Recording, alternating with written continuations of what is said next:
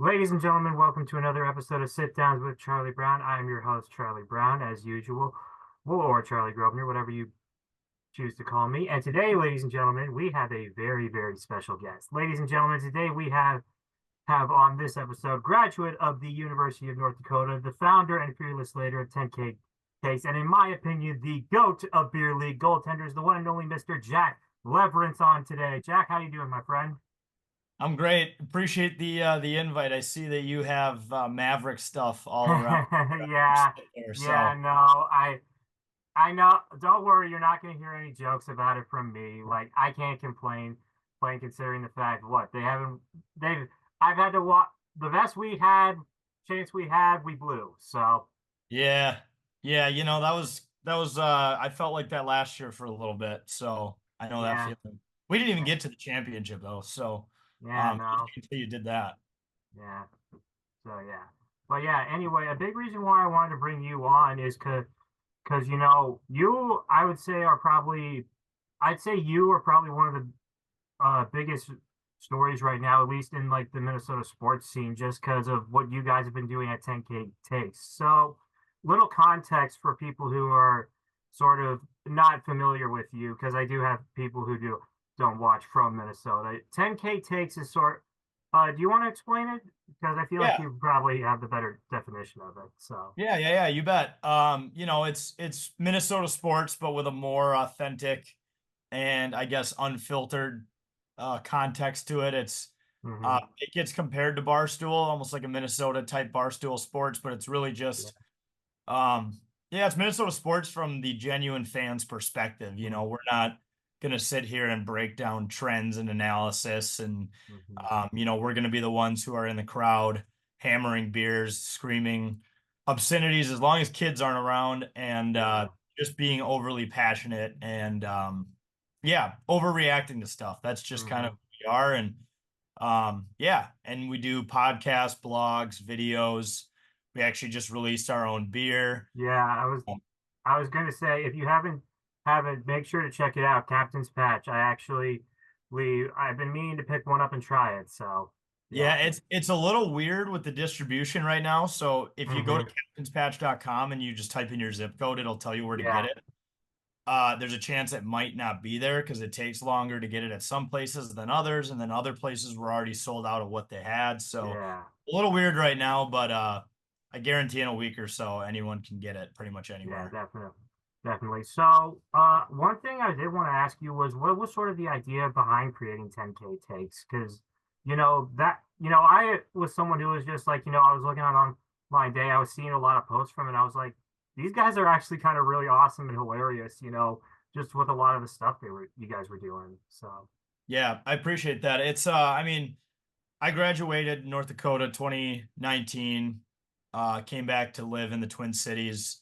And, I had grown up a Minnesota sports fan my whole life and obviously was a fan of things like Barstool and all sorts of other kind of content creators in the sports space and realized that Minnesota didn't really have any of that. I mean, we have so many great, legitimate and serious sports outlets that I think are second to none. But in terms of more of a youthful digital type spin on it, there wasn't really anything that existed. So that was kind of going to be my next thing. So I brought in Zane Wagner, who was actually a roommate of mine in freshman year of college, and then he knew Jake Bringold, who does the Kirk Cousins stuff, and then hmm pretty much from there we've just built the company based on people who have been fans or friends, and now we're up to like 34 some people. So it started as just a couple guys kind of goofing off, and now we've built it into this whole network, and it's been a really fun ride.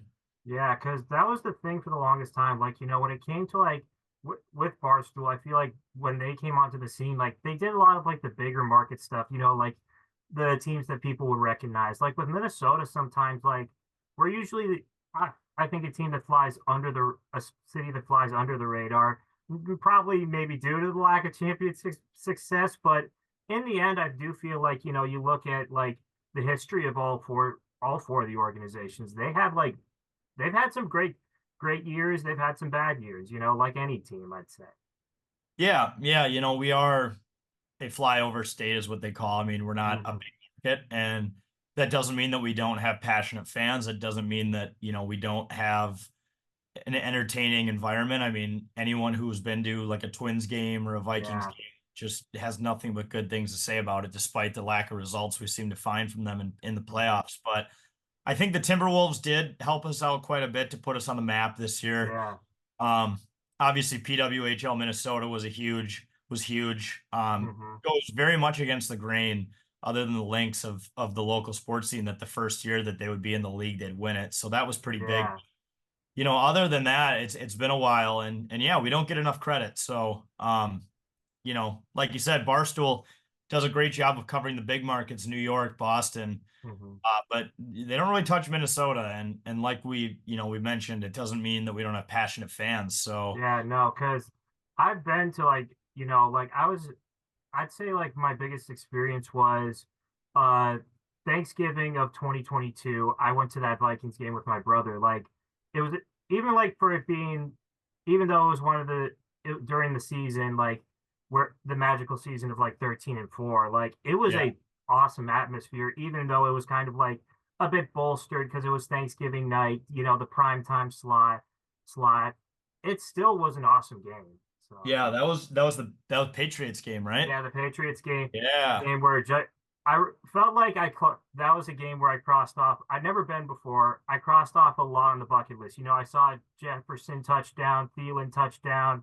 I think TJ Hawkinson had his first touchdown that game. We So put up we put up so many damn points. Was it like 40 some almost? Or yeah, 30? something like that. Everyone That scored. And you had uh, Kirk eating the Duncan after, which was all yeah, no, you no, had Jefferson who couldn't take a bite because he had so many freaking diamonds in his teeth. So yeah, that yeah, was that was a fun one. And like you mentioned, on prime time, which that mhm. was that was a game that they very well could have just blown and laid an egg in front of the Yeah, entire. no, because I remember the vibe was down going into that game. Because remember before it was the Dallas game where they just got their butts kicked. That was So terrible. That was probably yeah, the most expensive Vikings game you could have gotten into, maybe in the last 3 years, yeah, no, just because you're coming off the hype of Buffalo.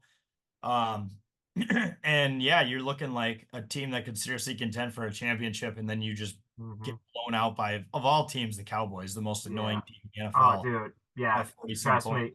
me. It's Here's the thing, and I've said this before. One of the best traditions in the NFL isn't always the Super Bowl. It's laughing at the Cowboys. Yeah, right. No, it is way funnier when they screw up because they have, this historic Yeah, team, this they this always huge they always brand. say, "Oh, we're going to the Super Bowl every year." When the reality is, like, you haven't made a conference championship in what, 20, Yeah, 30 years, something like that. yeah. I also love how this year Jerry Jones said we're going all in, and then they like Yeah, looked at his you nose. It was all in. Zeke's coming back, baby. yeah, and then they look at his like journal and it's just a bunch of squiggly lines, like he's just Hmm. like a child just squiggling. Yeah, That's a strategy, I guess. yeah. So, kind of moving off, I got a little off topic, but one thing I do want to ask is, what has been your growth? What has been your reaction to the growth of 10K takes? Because I've been someone who's kind of followed you guys a little bit ever since you guys really kind of started taking off, doing a lot of the skits, doing this posts on social media. I kind of want to know, what's your reaction to going from where you started when you founded to where you are right now? Yeah, I mean it's pretty incredible, especially because we didn't start off on the best foot. Really I think the third month we existed was the pandemic. So it was like, Yeah. when you're trying to start a company about sports and local entertainment, it's pretty impossible when the world shuts down for like a year. But I mean, it's been good. It hasn't flown by any means. Like it's just been a lot of little victories that have Yeah. compounded. So I mean, it feels right. It's not like it's blown my mind, but it is also incredible that just half a decade later, Hmm. we're at almost 200,000 followers. We have multiple podcasts. We have a daily blog. We have sponsors. We have a beer. I mean, it's yeah, it's incredible. It really is. Yeah, because I feel like with you guys, like, even though like that's the best thing, even little victories have probably gone a long way. Because like I rem like God, I remember a lot of 2020, because it was just a whole flash in the flash, just like I just feel like the fact that you guys were able to work through that, like as one of the people that started up, is actually very impressive. So Yeah, it wasn't easy, I'll tell you that. There was a point where all we had to talk about was the Korean Baseball League. Apparently Joe Buck was allegedly going to get an offer to color commentate live pornography. There was that story. And it's like Tiger King was a oh thing. yeah, yeah, There was a no. Tiger King. Remember I remember like at one point I was watching the cornhole like play Yeah. cornhole league and I'm like, still exists. I'm like, okay. But There's a yeah, guy. There's a guy who does that with no arms and no legs. Have you seen that guy? I He's have seen that guy and I'm like, yeah. this is impressive. Yeah. I'm And he kicks people's asses too. It's yeah, awesome. But it's yeah, that's it's amazing. So the yeah, cornhole championship. Yeah, that's a perfect sport to describe like what life was at one point. yeah, yeah. Let's just say 2020 in one brain, out the other brain. Yeah, So peace that's out. pretty. No doubt. Yeah. So one thing I did want to ask you was, ever since you guys started, what has been your favorite moment or event since you guys have done so Yeah, far? that's a Because that's you guys have done so much so far. You know, like the infamous Cup Snake that was featured on ESPN, PN, all these different sort of charity events. You do also have the golf tournament coming up, like I think next week, I want to say. July 19th. Yeah, So July 19th a little for over the a Zika month. Foundation. Yeah. So Yeah, you can yeah, go to our website at 10ktakesmn.com and sign up for it. But yeah, um that's a good question. There's been so many over the years. I think the one you mentioned is probably takes the cake, the Cup Snake with the Wild. yeah. Just being a lifelong Wild fan, the fact, Mm-hmm. they sold a ticket package with us and our logo was plastered everywhere in the arena. And not only did we have 500 some people who were part of that, Yeah. but we broke the North American record at 247 feet. And as you mentioned, it was on ESPN the next day. Yeah. It was Because everywhere.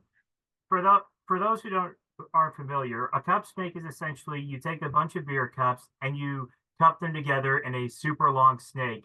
And they pretty much did it to where it was all over the concourse course and pretty much it was just mind-boggling because I saw you do the one at the Saints game Yep. as well, but I gotta say the Wild one is impressive because like you guys have done a lot for the Wild, and you've done a lot of hockey takes, which I've always followed. So Yeah. Yeah. Yeah. The one with the Wild, I think, was just the most special considering it was the first pro organization that wanted to mhm. do it. I mean, the Saints are pro organization as well, but obviously they're AAA and it's a little bit of a Yeah, fan base. Whereas when we did this one with the Wild, I mean, the fact that we were able to sell 500 some tickets in this package on a Wednesday night for a 9 p.m. game, all the family and friends that showed up and supported and were happy to help build it.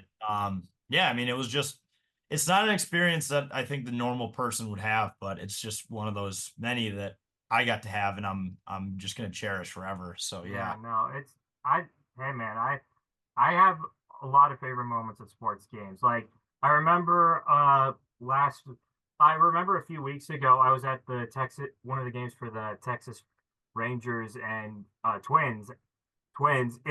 I would say that's probably a bucket list one simply for the fact that Bruce Bochy, the manager for the Rangers, he actually got thrown out. And that was the one thing. I'd Oh yeah. never seen a manager get thrown out and I was like, oh, sweet. I thought just because like many people think like, oh, it's not a good thing. It's very rare to see times Yeah. because like some managers, you know, like they're very chill. Other times they just lose it. Because I think Yeah. like I remember back in the day, Ron Gardenheimer, he was the king of getting ejected. So, Yeah. Yeah. I don't know how old you are, but I grew up in the Ron Gardenhire oh era. yeah, And I think one of 10 games you'd go to, he would get thrown out of. So yeah, I got to see him get thrown out. And then I actually got to see his son is the manager of the St. Paul Saints right yeah. now. No, I know. I And I did a yeah, little work for the Saints as well. Well, nice. that was that I never talk about it a ton, but that was definitely an awesome experience that always speak highly about the Oh, Saints. yeah. Just because like One of the best run organizations you'll see. yeah, no, because like The I've yeah. like I remember when they had like the stadium over like in Midway way by the railroad track. While that stadium was always fun to go to, the new one they have, CHS, it's amazing. Yeah. Just down by the river, like, something, like it's a very easy access. It's just I have nothing but great things to say about Saints games and just the Saints in general. So Yeah. Yeah. That new stadium's actually a couple blocks from where I live right now, and then a few blocks away from the 10K Takes studio. So yeah, we're big supporters of Lower Town and especially the Saints. yeah, I don't mean to dox yourselves because Ah, now, yeah, yeah, everyone knows we're in the area, but hmm yeah, yeah, yeah, you'll never know exactly where. So we're good there. yeah. So one other thing I did want to ask you is like, what do you see as like the future of 10K taste? Because obviously, like right now, you guys have done so much already. Like you just launched a beer, you're doing the charity events. Like, what do you want to see as like the future as you continue to grow as a company? Yeah, just keep expanding into more markets, keep bringing on more people to help with things like social media with marketing. I still feel like right now there's too many places that I have to dabble in that I probably don't know enough about. So it's Hmm it's nice we've been able to bring in people who can specialize in one area. So just building out the team even more. And then honestly, just seeing what opportunities can come. I mean, whether that's getting bought out by a big giant or hmm bringing in other people to run the business so we can focus on the content. Yeah.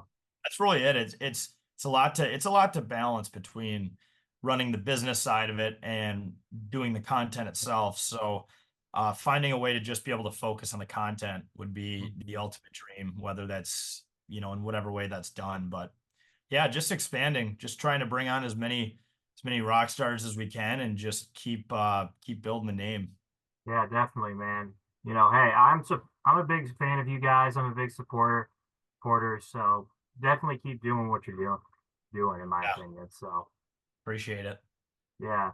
So one thing I did want to ask because I'm ask you is because I know you're a Minnesota sports fan. I did kind of want to ask you think of like, like one thing right now is we're seeing is sort of like a resurgence period, and especially with like the young stars, like we're seeing it like with Jeff right now. I'd say the big four is Jefferson, Lewis, Kaprizov, and Edwards. I kind of want your thoughts on this because, like, I remember, like, for my grandfather, he was a big Vikings fan. He talked about Tarkenton, those guys.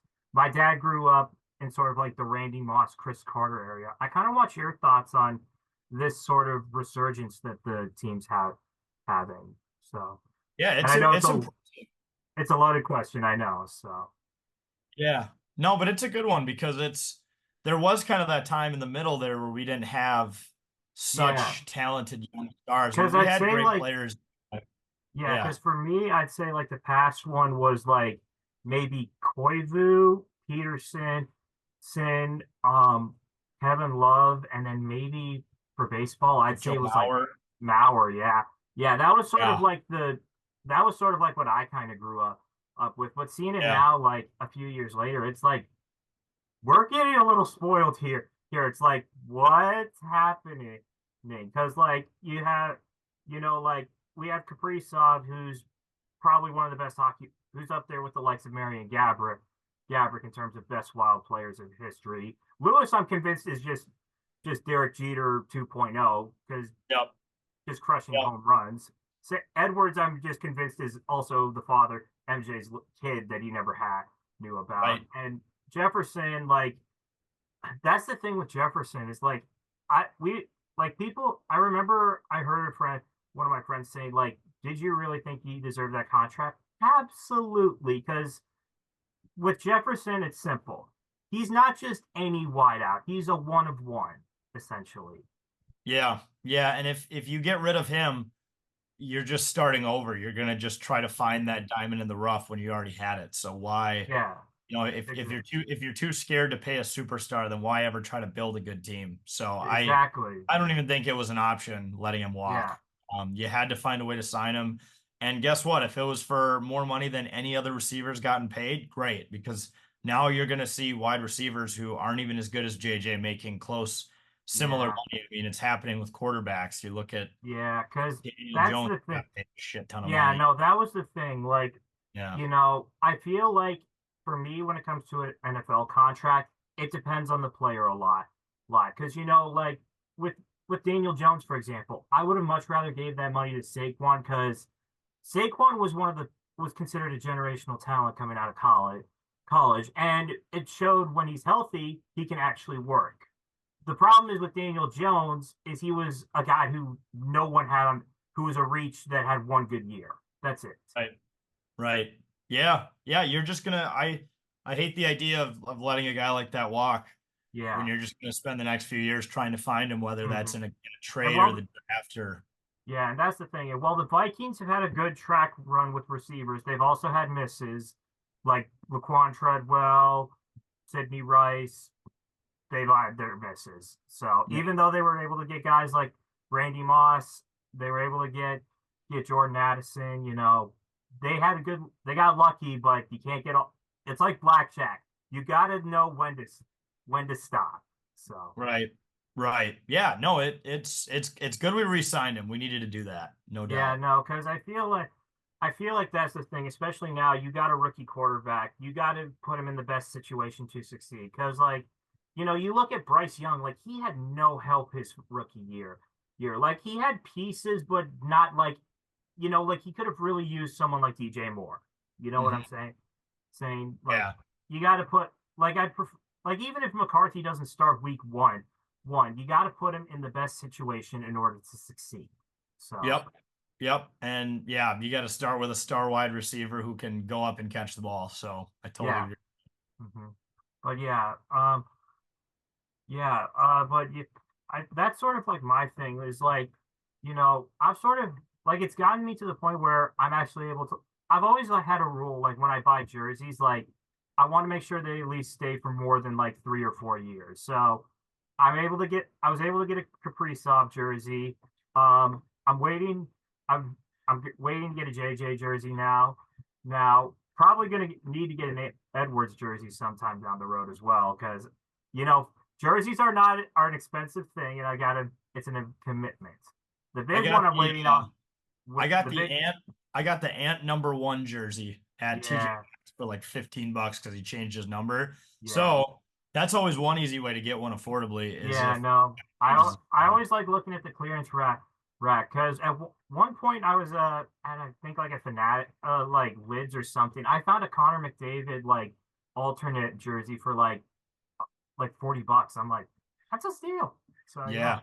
Yeah. Yeah. Hmm. Take it where you can get it.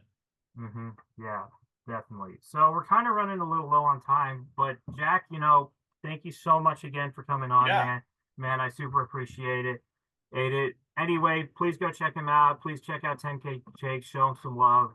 And anyway, guys, thank you so much for joining us, and we will see you all next time. Peace.